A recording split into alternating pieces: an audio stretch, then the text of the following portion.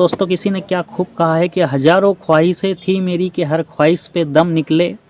हजारों ख्वाहिशें थी मेरी कि हर ख्वाहिश पे दम निकले, और बहुत निकले मेरे अरमान मगर फिर भी कम निकले। बहुत निकले मेरे अरमान मगर फिर भी कम निकले।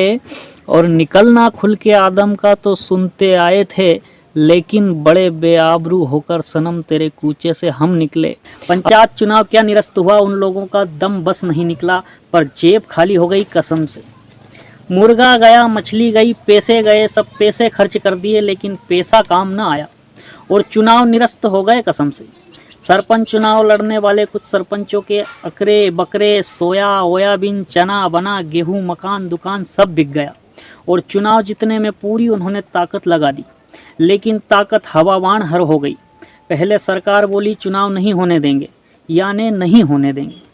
सरकार ने चुनाव निरस्त कराने में इतनी ताकत लगा दी जितनी ताकत कोई मेडल जीतने में भी नहीं लगाता कसम से।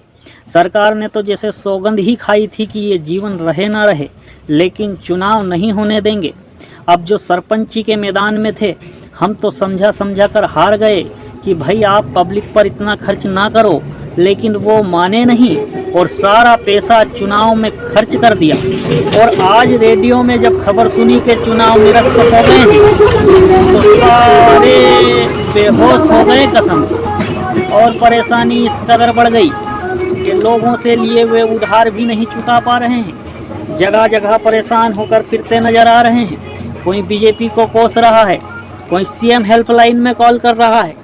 हम आपको बता दें, चुनाव निरस्त होना एक प्रक्रिया मात्र नहीं रह गया। कई लोगों के जीवन पर इसका असर पड़ेगा दोस्तों, कई लोगों की ज़िंदगियां खराब हो जाएगी।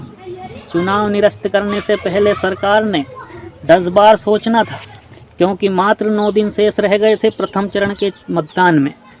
लोगों ने चुनाव प्रचार पर खूब खर्च किए, और अंततः परिणाम ये निकला कि चुनाव निरस्त कर दिए गए। ऐसी स्थिति में नामांकन दाखिल करने के पैसे तो आप वापस दे दोगे, लेकिन जो उन्होंने प्रचार पर खर्च किए उन पैसों का क्या होगा। सवाल खड़ा होता है सरकार पर। सरकार नहीं चाहती थी चुनाव हो। अगर नहीं चाहती थी चुनाव हो तो ये रगड़ा खड़ा करने की क्या ज़रूरत थी। पहले ही चुनाव निरस्त कर देती तो लोगों के लाखों करोड़ों रुपए जो प्रचार पर खर्च हुए हैं वो बच जाते।